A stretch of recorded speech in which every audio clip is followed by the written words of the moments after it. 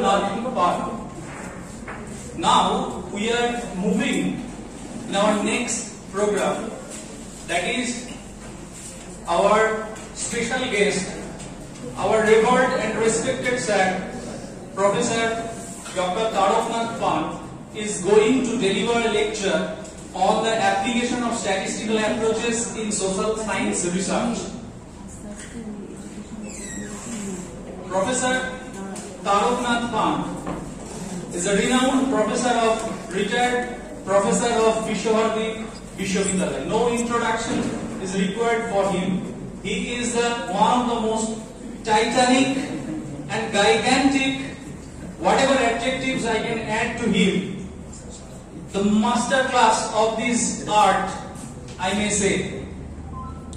And he is going to deliver the wealthy notes on the application of the statistical approaches. We are very much eager to learn from him, to listen to him. The speeches he is going to deliver among us and inspire us with his remarkable knowledge. Now I would like to call upon stage Jharna Hazda to welcome sir. Please Jharna Hazda, come forward to welcome Professor Dr. Taraknath Pant sir.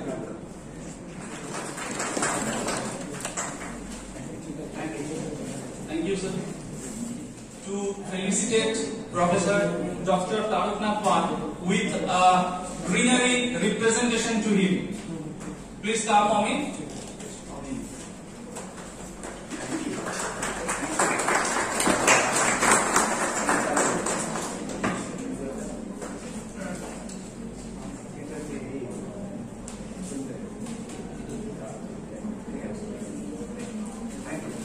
Thank you.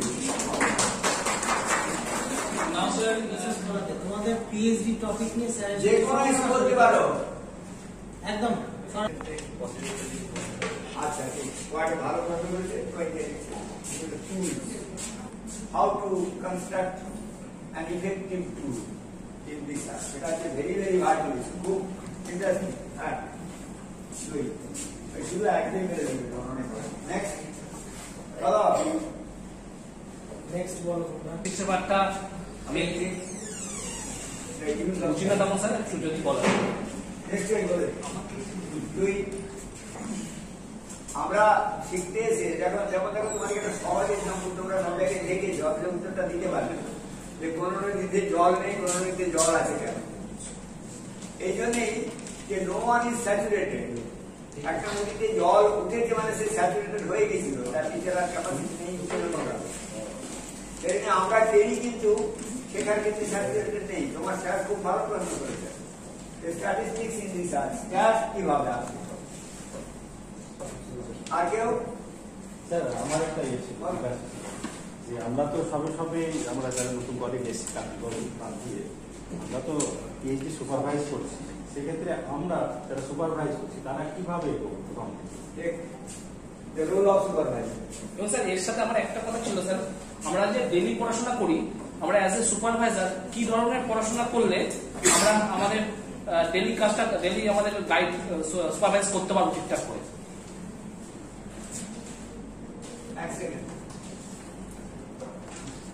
প্রশ্নটা একটু বোকামোকা হয়ে যায়।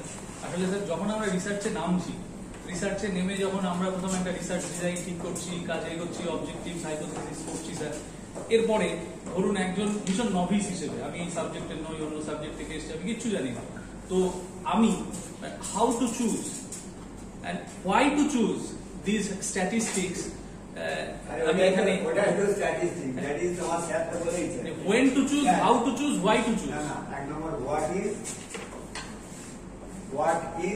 why is, when is and how is। Already প্রপোজটা কেন test করি না রিসার্চে না ভাই না রেডি করে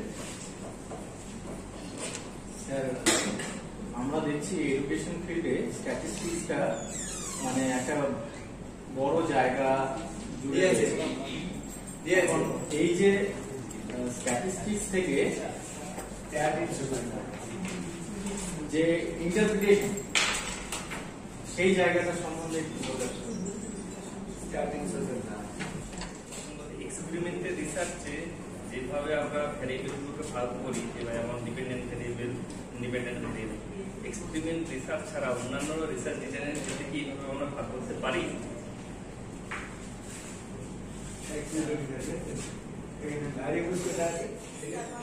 কাজ করি, কিন্তু সেখানে যদি আমি এক দুটো অবজেক্টিভ বা এক দুটো হাইপোথেসিস নিয়ে কাজ করি বা ভেরিয়েবলস গুলো যদি দুটো নিয়ে কাজ করি, তো সেক্ষেত্রে বলা হয় যে রিসার্চ করছো তো এত কম কম কেন, আর একটু বেশি নিলে ভালো হতো অবজেক্টিভ বা হাইপোথেসিস।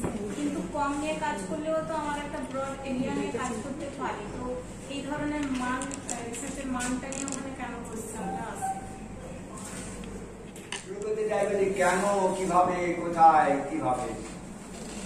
সিম্পলি দেখো, এই প্রশ্নটা হামেশা যে আমরা আগেই দিচ্ছি 2 নম্বরকে স্ট্যাটিস্টিক্স ইন রিসার্চ। সত্যি হোয়াট ইজ স্ট্যাটিস্টিক্স, এই কথাটা আরেকজন কেউ বলেছেন যে স্ট্যাটিস্টিক্স আর কি গুরুত্বপূর্ণ হয়ে গেল। অ্যাকচুয়ালি স্ট্যাটিস্টিক্স কিন্তু গুরুত্বপূর্ণ হয়নি। হোয়াট ইজ স্ট্যাটিস্টিক্স, কেন গুরুত্বপূর্ণ, শুধু সোশ্যাল সায়েন্স এডুকেশনে নয়। প্রথম কথা হচ্ছে যে হোয়াট ইজ স্ট্যাটিস্টিক্স, যারা গবেষণা করছেন, যারা পড়াচ্ছেন, যারা পড়াবেন, যারা ভাবছেন, সত্যি ভাবা দরকার। প্রথম প্রশ্ন, এই যে আজকে আমি বলেছি, তার প্রথম প্রশ্নটা হচ্ছে হোয়াট ইজ স্ট্যাটিস্টিক্স। আমি আগেই বলে নিই, আমার উত্তরের সঙ্গে যার ইনকমপ্লিট বা অ্যাম্বিগুইটি থাকবে সে আবার প্রশ্ন করতে পারে, হয়ে যাওয়ার পর আমরা বলি যে ধরা যাক এই কদিন আগে এই নিট নিয়ে একটা বিরাট কাণ্ড ঘটে। কত ছেলে মেয়ে পরীক্ষা দিয়েছিল যে বলা যাচ্ছে 25 লাখ ছিল। কিভাবে তাদেরকে গ্রেডিং হলো না, কেউ টপার, কেউ বিভিন্ন কাজের higher, next higher, next higher, next higher, lower. এখন এই যে গোটা জিনিসটা নিট থেকে এলো আমার সামনে, এর পিছনের রহস্যটা কোথায়, পিছনে কি করে আমি আয়োজন করলাম সিস্টেমটাই, আর তাকে কি এক্সাক্ট পয়েন্টে করলো। তখনই এসেছে যে সোশ্যাল সায়েন্স অ্যাকচুয়ালি এমন একটা এরিয়া যে এরিয়াতে আমরা এমপিরিসিজমকে লেস ইম্পর্টেন্স দিয়েছি, অর্থাৎ গণিতকে আমরা কম গুরুত্ব দিয়েছি। সায়েন্সে এই প্রশ্নটা আসেনি। কেন আসেনি না, আমরা সবসময় কি করি না, আমরা 4 ধরনের স্কেল ব্যবহার করি। যে চাইলে তোমরা লিখতে পারো, বাইরে হতে পারে, কোথাও হয়ে থাকে। কেন 4 ধরনের স্কেল ব্যবহার করি না, একটাকে আমরা বলি যে রেশিও স্কেল, যার পারফেক্ট 0 আছে। ওই যেখানে বলেছি যে আমরা হামেশা why, how, what and when এতগুলো প্রশ্ন ভিতর থেকে আমার ধারণা করছি। তাহলে আমি আগে তো দেখি কিভাবে পরিমাপ করব।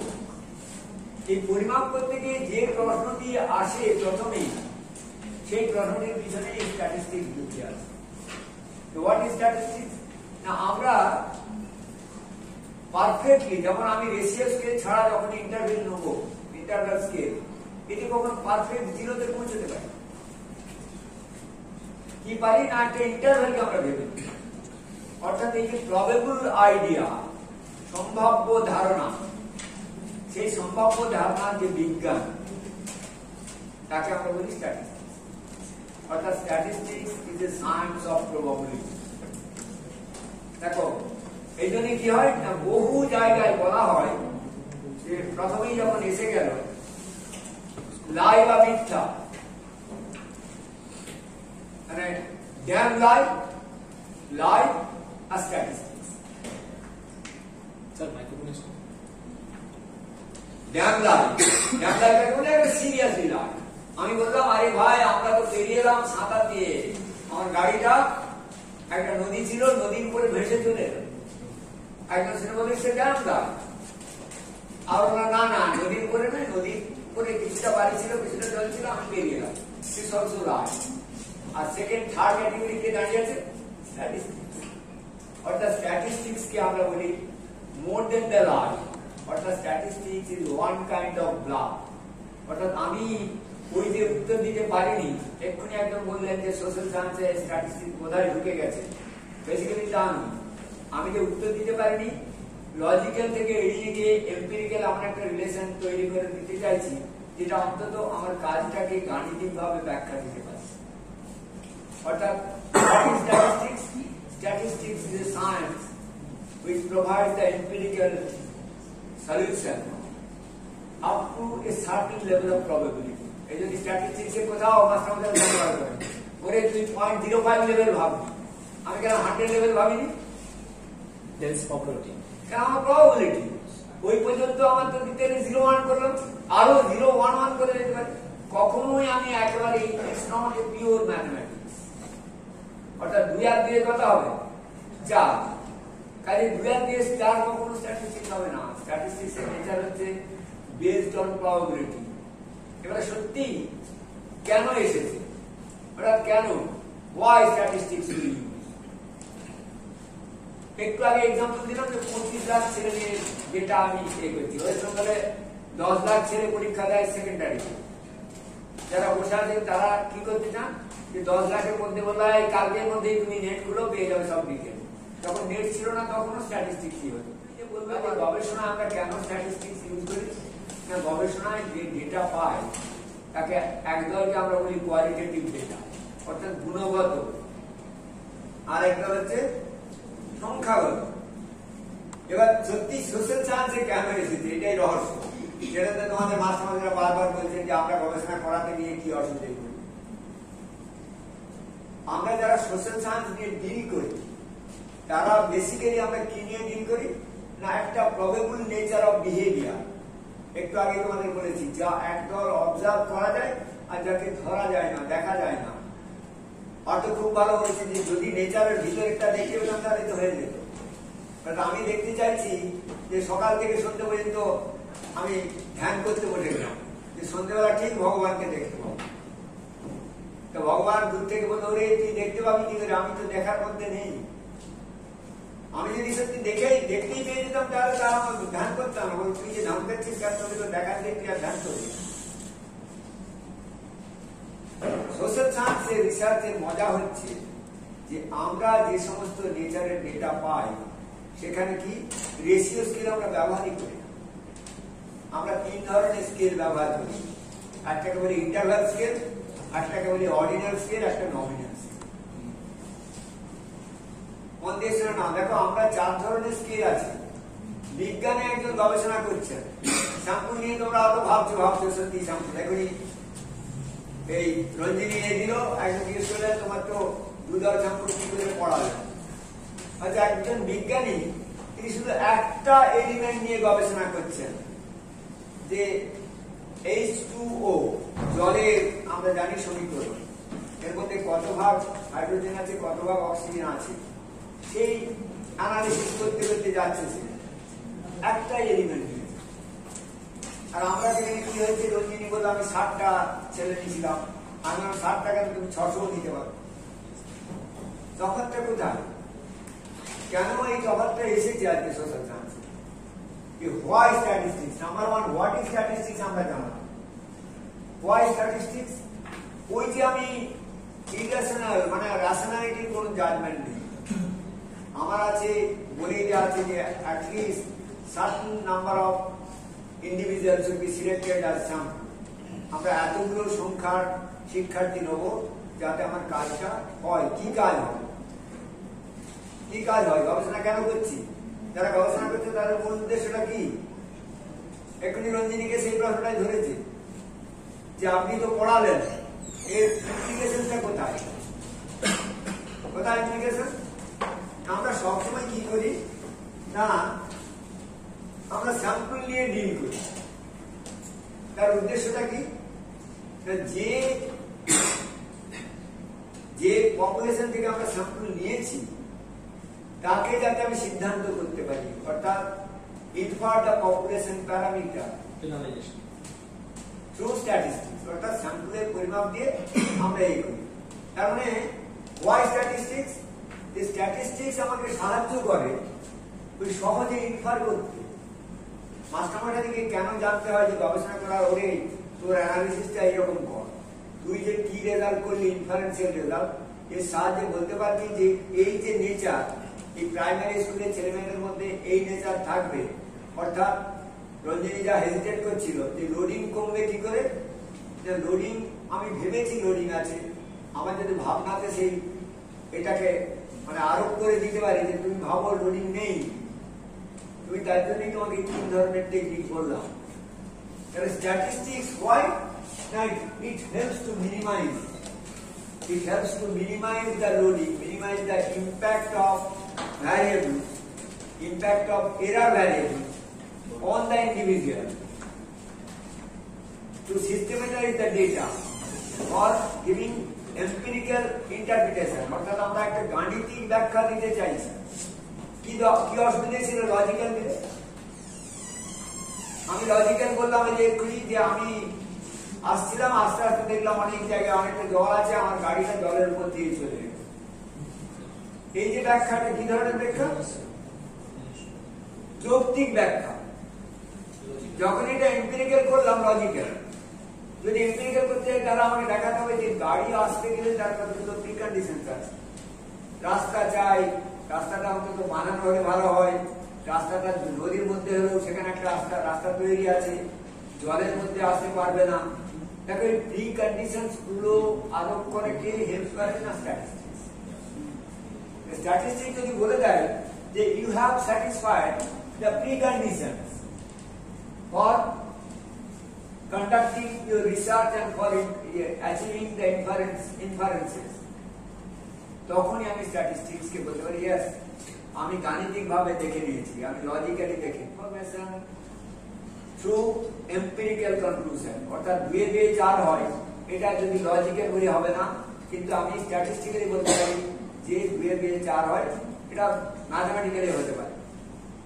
তোমরা দেখো এক্ষুনি আমি বলতে বলতে একটা প্রশ্ন করেছিলাম, ওই যে 3টে জিনিসের অ্যাভারেজ কেন রঞ্জিনী বলল ওটা 5 হবে অথবা 6 হবে না অথবা ফ্র্যাকশন হবে। Why statistics? Statistics helps to identify, categorize the data. দেখো 2 ধরনের ডেটা পাই, মাস্টাররা ভালো করে জানেন যে কতগুলো ডেটাকে আমরা ডিসক্রিট ডেটা বলি। যেমন মানুষ, হাজার মানুষ আছে, আমি কেটে 3.5টা মানুষ করতে পারি, কেটে 6.5টা গাছ করতে পারি। অথচ আমি যদি বলি অ্যাভারেজ নাম্বার অফ স্কোরস, যেখানে যারা আছে তার অ্যাচিভমেন্ট স্কোর হলো 5.5, লিখতে পারি। এক্ষুনি দেখাবে যে আমার কত আওয়ার, আমি এসে পৌঁছেছি 11.2 আওয়ার্স। একটা ফ্র্যাকশন হতে পারে। কতগুলো জিনিসের ফ্র্যাকশন করা যায়, কতগুলো ফ্র্যাকশন করা যায় না, এই যে classification, it helps the statistics. Statistics indicate করে দেয় this are the discrete data, this are the continuous. তার মতন আমি ব্যাখ্যা দিই। কন্টিনিউয়াস যেটা হলে আমি ওখানে বলে দিতাম যে 6.5টা গাছ আছে, আমি কেন সেটাকে বলতে পারিনি? ও বললো 5টা 6টা গাছ আছে। অর্থাৎ আমাকে তখন রাউন্ড আপ করতেই হবে।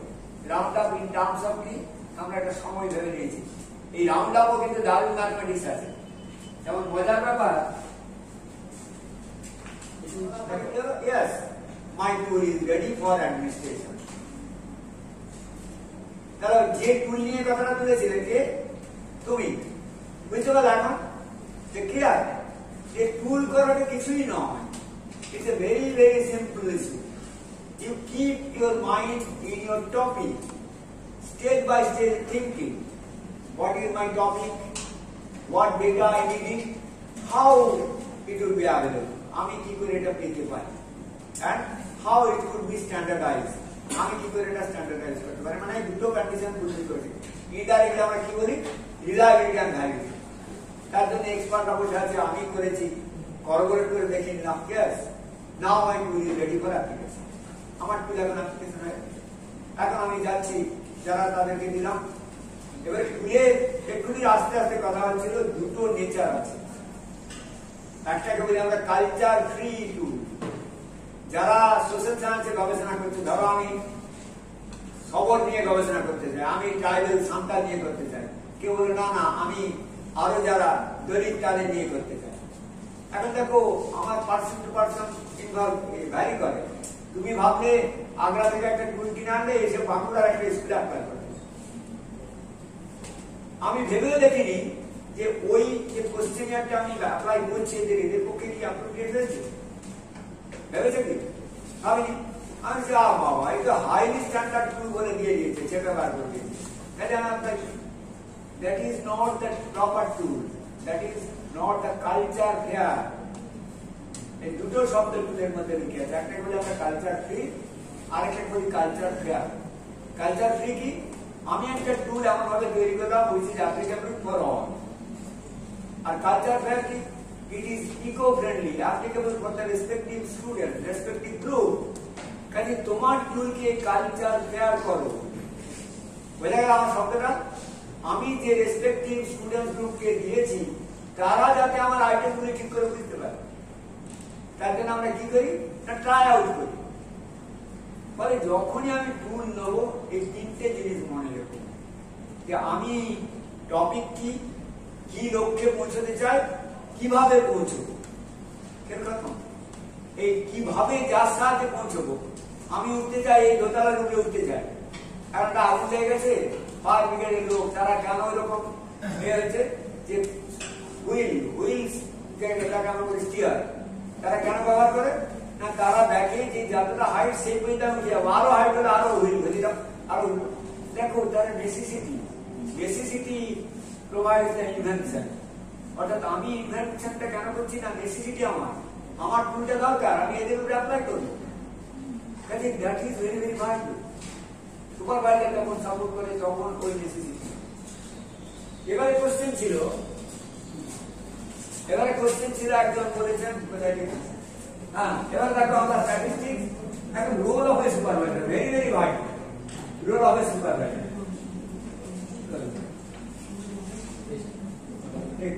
আচ্ছা আমরা আসছি পরপর যে রোল অফ এ সুপারভাইজার। দেখো প্রথমেই আমি বলে নিই যে যারা মাস্টারমশা আছেন এরা শুনবেন, এখন আমাকে একজন গালাগালি দিয়েছিল বর্ধমানে। আমার আরে ভাই তুই সবে সুপারভাইজ করছিস, তুই হাড়ে হাড়ে বুঝবি যে কত ধারে কত চাল, কিডনি মিনে আলতা কিরকম, এটার মানে কি? বাড়ির কর্তাকে বললো তুমি তো বুঝতে পারোনি যে কত ধানে কত চাল, আমি ঠিক কন্ট্রোল করছি বলেই তোমার এই নিশ্চিন্তে চলছে। ফলে এইখানে দেখো যে সুপারভাইজার, আমি বারবার বলে দিয়েছি, supervisor has nothing to do in the research programme of a scholar. সত্যি কি তাই? এটা নাথিং টু ডু কেন বললাম? Supervisor has something to do, দুটোর মধ্যে তফাৎ দেখো। Supervisor has something to do আর নাথিং টু ডু। অ্যাকচুয়ালি তিনি অনেক কাজে ব্যস্ত, তিনি অধ্যাপনা করেন, তার সামনে 8টা স্কলার আছে, তার সামনে 5টা আছে, 6টা আছে, তার আলাদা ক্রিয়েটিভ ওয়ার্ক আছে, এত রকমের কাজ থাকতে পারে। তিনি কি করবেন? তিনি সেই ডিভোশনটা দিতে পারবেন না।